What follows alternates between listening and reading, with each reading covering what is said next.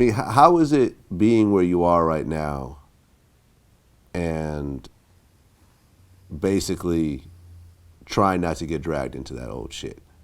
Because the problem also is the more successful you are, the more people get jealous. Oh yeah, like no you know, doubt. if people didn't like you 5 years ago, those same people are really not like you. Yeah, they really right hate. Yeah. They really hate you because they get reminded over and over again about how well you're doing. Yeah, because I'm in their face looking good. Right. You know what I mean? I mean, that's natural. I mean, just like growing up in the ghetto, I done seen this shit happen so many times. Like, I done seen homies come through, so that been having shit and niggas start hating on them, chase them off, rob them, kill them, whatever. So I know how to navigate through the bullshit. Like, I got like an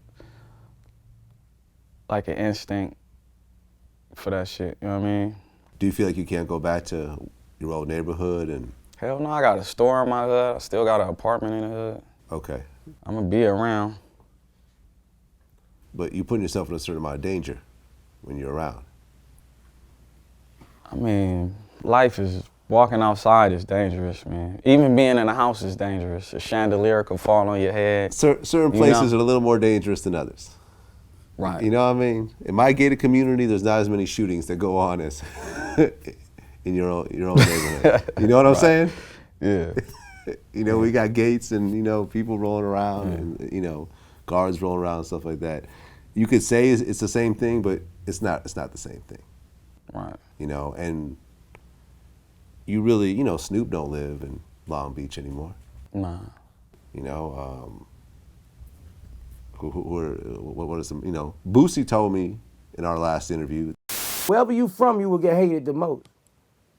You know, most rappers die in their own city, man. It's a fact.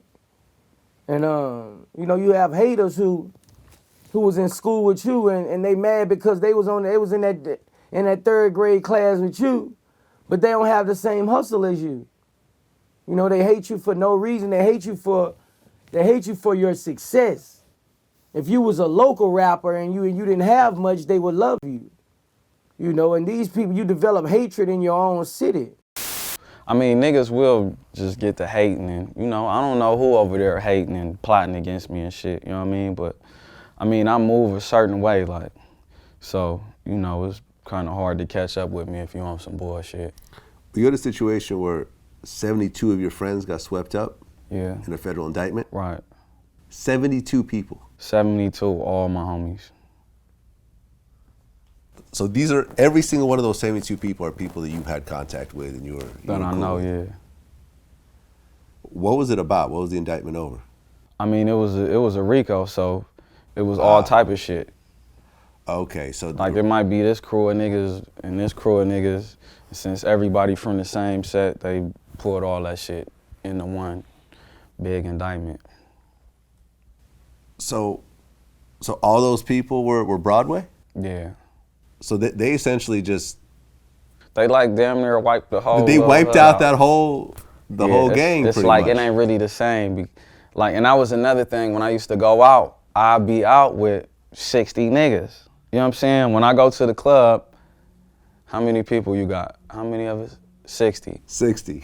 We need tables for everybody. You know what I mean? But that shit was like kind of like short-lived, you know what I mean? Like when I got out, everybody was out, you know what I'm saying, deep, and then probably about maybe 7 months after I got out, the indictment happened. So, you know, we didn't really get a chance to show out all the way. So 72 people got swept up under the RICO. Were all of them convicted? No, not yet. Some of them, this was 2 years ago, a little bit over 2 years ago. So it's still going? So a lot of people then took deals and shit, like from like 5 to, I think like the most time was like 15 years, 5 to 15 so far. And then like there's a few homies waiting trial and shit right now. How many people snitched? A lot. A lot. What percentage? Out of that 72, I mean, you know, all they really need is like, I think it's like five motherfuckers in total, like that's doing some form of telling that's documented. So 5 people, you were friends with them before? Yeah, you know, the craziest thing about it, like one of the niggas that started telling was my boy. You know what I mean? Like when I went to jail, I left him I'm like, hold the studio down for me. And da-da-da. So that's another thing that kind of make me move solo even more. You know what I mean? Like, you probably won't catch me like just hanging out in a pack of homies like that, but you will catch me around though. You know what I mean? Just based on that, like, and the shit was crazy because when I got out, I'm wondering why this nigga is so distant. You know what I mean? I'm like, damn, what's wrong with this nigga? Oh, so they dropped all the charges against him? No, this before the indictment. So when I get out of jail, everybody's still around like doing their shit. You know what I'm saying? And but my boy that I left the studio with to, you know, just keep the studio intact, make sure niggas is recording and da-da-da-da-da. He, I don't know what he did, but he turned into an informant somewhere in that period of time while I was gone. You know what I mean? And when I got out, he was just like super distant. I didn't know what was up with him, but like my gut was telling me something was wrong, but I didn't know what it was though. You know what I mean? And when the shit hit the fan, he had been walking around with cameras in his chain. Oh, wow. So he was wearing a wire the whole time. Right. He was walking around with cameras in his chain and shit, buying shit from niggas. So, you know, that was like a serious wake up. So he must have gotten busted for something else before that. Right. And his deal was, okay, wear this wire and we're gonna drop whatever charges. But I don't understand like what you could get in trouble for to make you destroy your whole name and legacy and shit, like, and just turn on your people. Like, that don't make no sense to me. So because of him. I mean, he was a part of it. But it was like 5 people. Yeah. And a few other niggas walking around with cameras on and shit, you know. Did they try to get you for anything? Nah, shit, I wasn't, you know. I move a little different, so.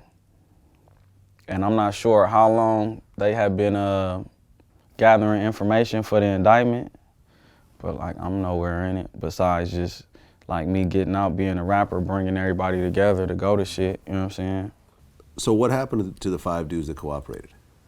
I assume they're not in the neighborhood anymore. Hell nah. The old boy I'm talking about, I don't know where the fuck he at. And so they just disappeared. Yeah, and then are they under... a few of them like is actually in jail. You know what I'm saying? Really? Like, yeah, a few of them actually in jail, still with, you know, with shit going on. You know what I mean? So, I guess they still, you know. Like your friend who wore the wire, if he decided to take a walk through his old neighborhood, say what's up to some of his old friends and pretend like everything cool, what do you think would happen? I mean, shit, I don't really know. He protected by the police, so I can't really speak on him. But yeah, shit was crazy though. You know what I mean? Shit really woke me up. Seems like it happens more often than not though. I mean, that's another thing about the streets right now. Like, I say the streets like in like a 9/11 emergency, like for like a real gangster nigga that's sticking to the code or whatever you want to call yourself. If you sticking to the code and the ethics, like the streets ain't really for you right now. I'm just be honest, you know what I'm saying? Because there's so many people crossing over, like they cross over and get paid, you know what I mean? Get paid by the police? Hell yeah. These niggas getting paid by the police, man. So. Wait, like, so you know cases, because I mean I've heard of, usually when you hear informants, it's usually people inform to get like certain amount of time, you know. Right, that's jail like, time see, taken off motherfuckers that's informant, like it's like a difference between informants and snitches. Like, okay. if we did something together, and we get caught, and then I tell on you to get that's like snitching. Okay, so the police really go and pay people. Yeah, the police be, man. Okay, so the dude who wore the wire, do you know if he was a snitch or an informant? I mean, he had to be an informant if he got a wire and he fucking meeting with the police and they giving him money so he can entrap other homies. Like, you know, that's basically what he did, was just entrap niggas. Because it's like this, if you walk up to me, I'm doing music and shit, you know what I'm saying? And you like one of my friends that I grew up with and you telling me that you need to do something or you asking me about something, like you bringing it up to me and asking my opinion about some shit, and then my opinion gets me indicted. You know what I'm saying? You entrapping me. You know what I'm saying? So he was I mean, approaching people saying, I need a kilo of this, I need an ounce of that.